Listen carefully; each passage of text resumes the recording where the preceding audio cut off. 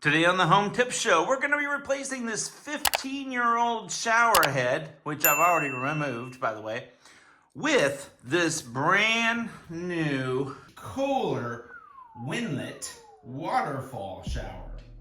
It works perfectly with our existing Moen valve that we have there.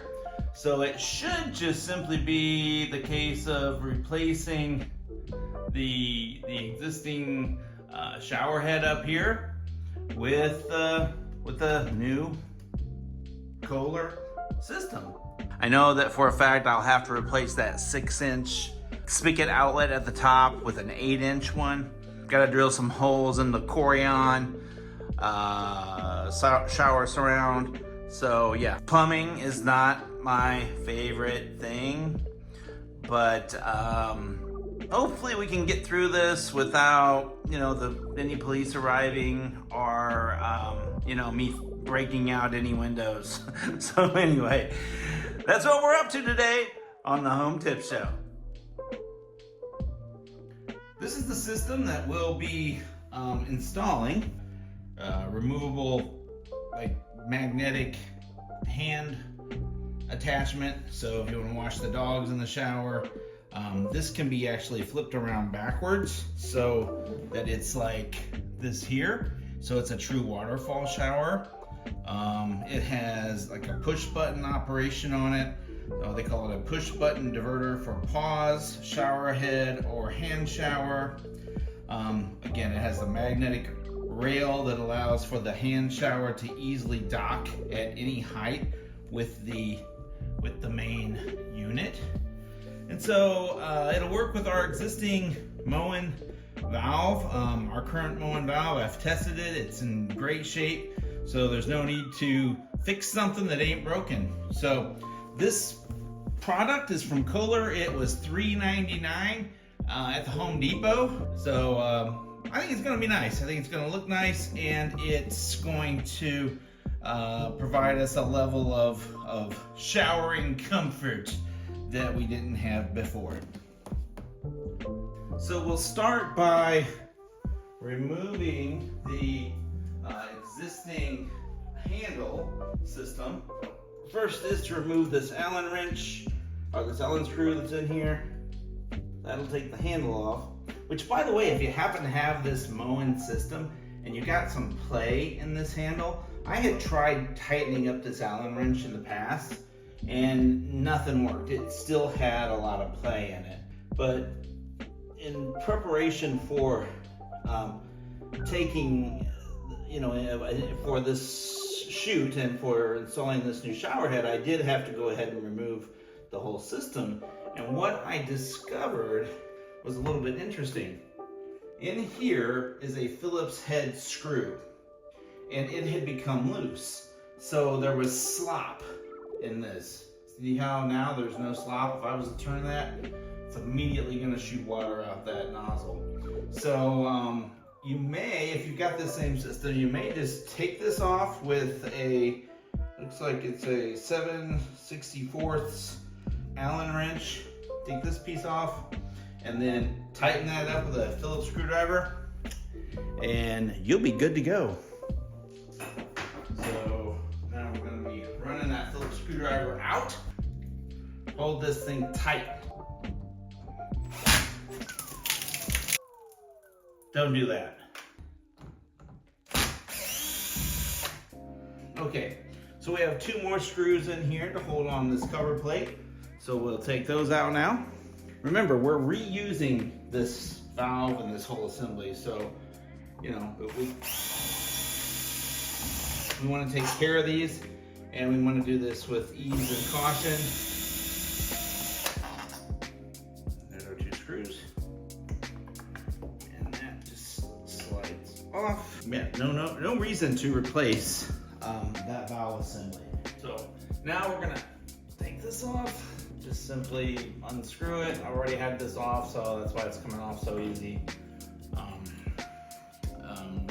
Notice that there's no Teflon tape on there. We'll be putting Teflon tape on there when we put on the new one, which is right here. This is called a 6-inch And this is an 8-inch. That's where the nozzle goes, in that little hole up there. And again, we're replacing that with an 8-inch. Because the system that we're using actually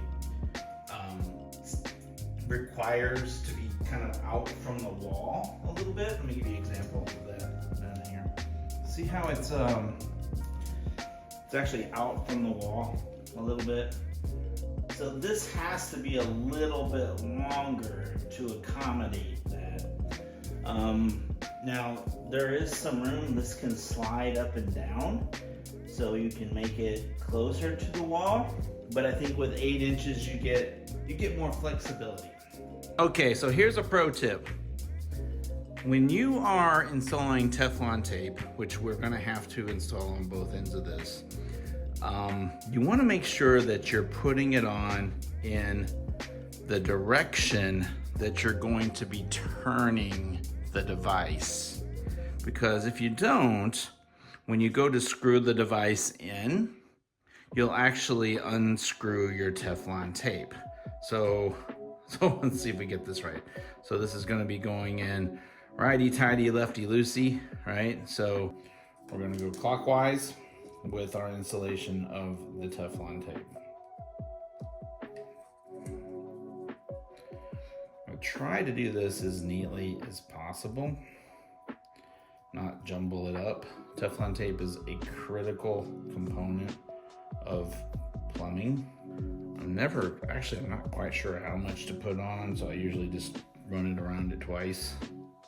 By the way, we're wearing one of our the Home Tip Show polos. Some new merch that we've got in, trying these out. I did learn last night, if I go to Home Depot with this shirt on, everybody thinks I work there. All right, so put this in here and we'll see if that stays on properly. It's always kind of a challenge to do this because you don't want to go in, you don't want to over tighten. Okay, so there we go, we've got that installed. Now for the harder part. Okay, so before we put this up on the wall, we want to put the head on it. If you're gonna make it a waterfall shower, it's gonna mount like this. If you're gonna make it a standard shower head, it's gonna mount like this at the end. So we're planning to make this a waterfall. So we're gonna go ahead and, I'm not using any Teflon tape at this point. I'm just trying to kind of figure it out, kind of eyeball how I want this thing to go on. Alright, so screw that part on. Okay, so what we're looking for is kind of what our clearances are,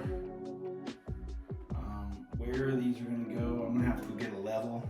You can see there are 2 mounting points right there where that copper piece is, and another one right down there. This will just come on here at some point. But you gotta mount these points. It requires a 1/4 inch drill bit. But this is a really neat, I mean, it's a cool way of converting just a standard shower into a waterfall shower. Yes, it's $400, but you're getting a waterfall shower out of it with a removable handle. It's gonna connect in down here. It's gonna loop around the existing valve system. And then magnetic up here, so we can wash the dogs, do whatever we need to do whenever we're in the shower. So be right back.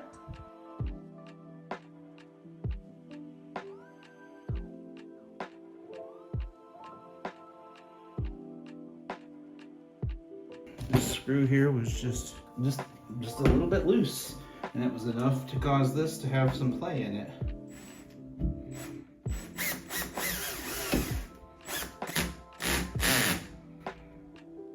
More play.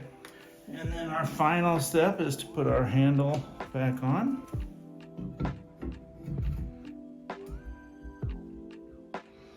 Find our screw.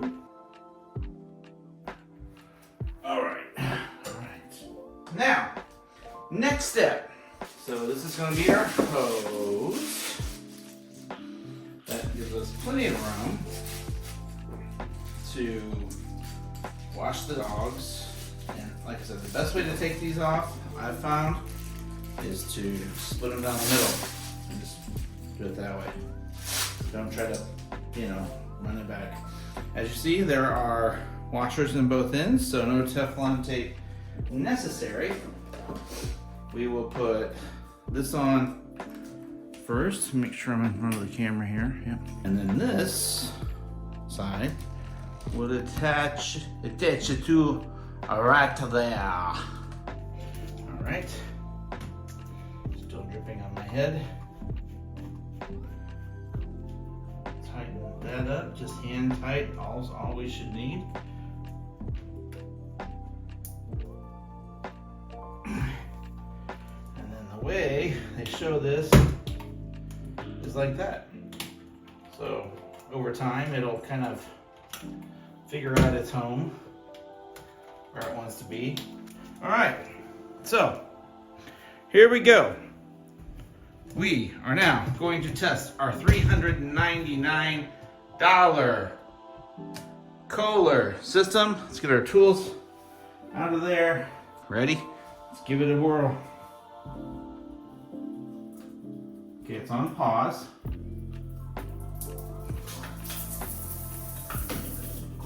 Pause. The pause just kind of pauses, but doesn't stop it. So that's your rain shower.